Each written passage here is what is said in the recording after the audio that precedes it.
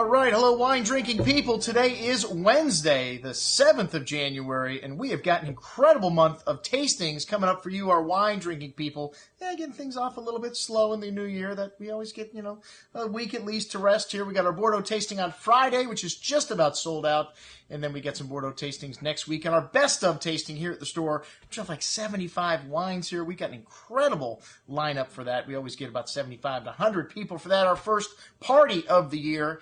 And today we've got a very special offering for you, especially for Burgundy lovers out there, of Domaine Ponsot. I'll never forget the tasting at the Great Wine Seminar where we had the great Laurent Ponsot in. And this is a tiny domain that makes some of the most sought-after wines in all of Burgundy.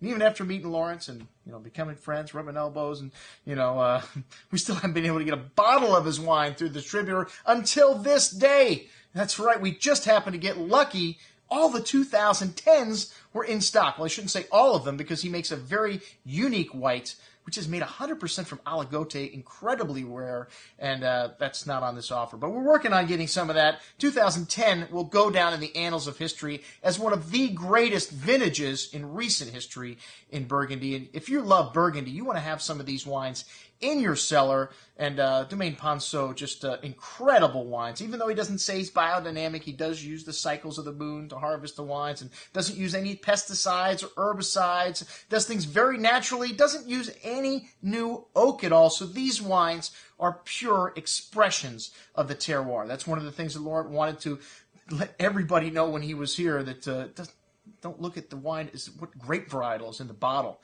The grape is just a means for the terroir to express itself in the wine. Well, he was talking about his aligote wine, which if you taste that wine, it is a pure expression of the vineyard, just like all of his other wines. Incredible, and they do age very well. I can tell you my son has got some 2004 Clos de la Roche Magnums set aside for him. That's the year he was born. And got Magnums of the 2010 here. And I know, hey, these wines are expensive. These are not wines that you drink every night with dinner.